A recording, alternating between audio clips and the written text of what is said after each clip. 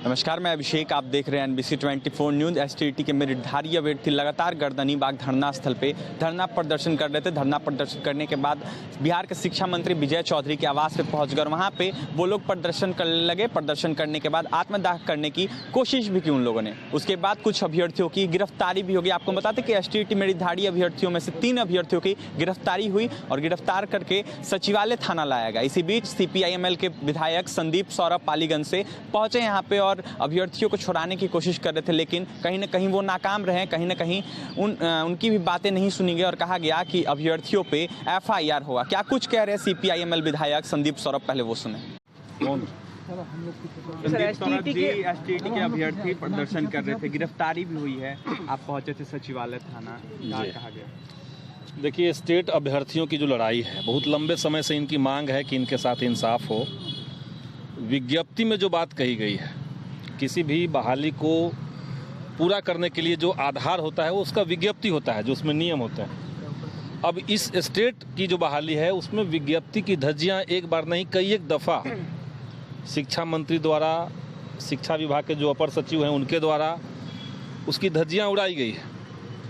और इतना ही नहीं बल्कि पिछले विधानसभा के सत्र में जब स्टेट से जुड़े हुए मुद्दे को हमने उठाया था और हमने मांग की थी कि स्टेट के में विज्ञप्ति का पालन करते हुए लोगों के साथ इंसाफ किया जाए, उसका जो जवाब शिक्षा मंत्री ने दिया था वो गलत जवाब दिया था। आज जो अभ्यर्थियों के भीतर आक्रोश है उसका कारण हम लोग को समझना चाहिए। कारण यही है कि इनके हितों के साथ लगातार अनदेखी। अगर आपने कहा है कि ये एग्ज़ाम जो है वो कॉम्पिटिटिव नेचर का होगा, आपने अगर विज्ञापन में ये बात कही है कि जितनी सीटें अवेलेबल है उसी के अनुसार हम मेरिट लिस्ट निकालेंगे और लोगों को ज्वाइनिंग देंगे, तो मेरिट लिस्ट में लोग आ गए थे। ज्वाइनिंग देनी चाहिए थी, नियोजन की बात तो कहीं थी नहीं, सीधे नियुक्ति की बात थी।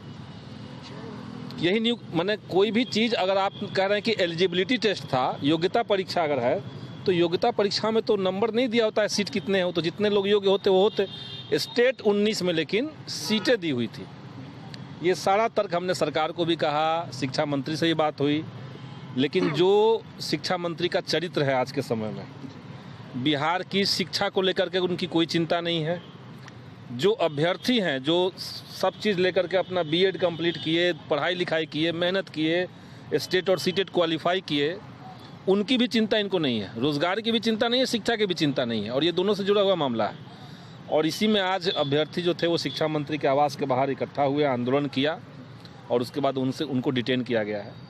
अंदर क्या बातचीत हुई? हम देखिए, अंदर जाकर के जो अरेस्ट किए गए अभ्यर्थी हैं उनसे मेरी बात हुई, लंबी बातचीत हुई, उन्होंने बताया।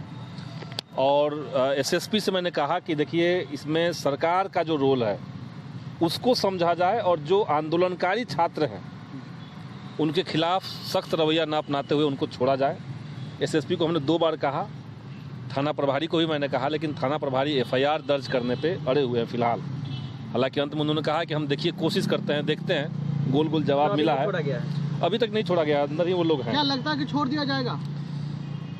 देखिए, अब तो हम तो चाहते हैं कि छोड़ दिया जाए। छात्र अगर आंदोलन नहीं करेगा, अगर लोकतंत्र के भीतर आंदोलन करने के अधिकारों को खत्म कर दिया जाएगा तो लोकतंत्र जिंदा ही नहीं बचेगा। तो राइट टू प्रोटेस्ट तो डेमोक्रेसी का रीढ़ है। अब ये लोग कह रहे हैं कि आप शिक्षा मंत्री के आवास के बाहर क्यों आंदोलन कर रहे थे, तो बिहार पुलिस बताए या सरकार बताए कि गर्दनी बाग में आंदोलन हुआ है तो क्या आपने वहाँ क्रैकडाउन नहीं किया है? बिहार के अंदर किसी भी तरह का आंदोलन करना अगर आपको है तो क्रैकडाउन होने की संभावना, आंदोलन के ऊपर सरकार का दमन होने की संभावना कहीं भी है। आप परमिशन लेकर के कर रहे हैं वहाँ पे, तब भी आपको हो सकता है कि आपके ऊपर लाठीचार्ज हो जाए। इनको तो सारा 9 बजे रात में परमिशन मिल गया था। वही मैं कह रहा हूँ कि परमिशन मिल गया था। ये कह रहे हैं कि नहीं, धारा 144 वहाँ लागू था। तो आप पूरे बिहार में धारा 144 लागू कर दीजिए और सरकार नहीं संभले, सरकार गलती पे गलती करता रहे, तो अभ्यर्थी के पास ऑप्शन कहाँ है, विकल्प कहाँ है उनके पास?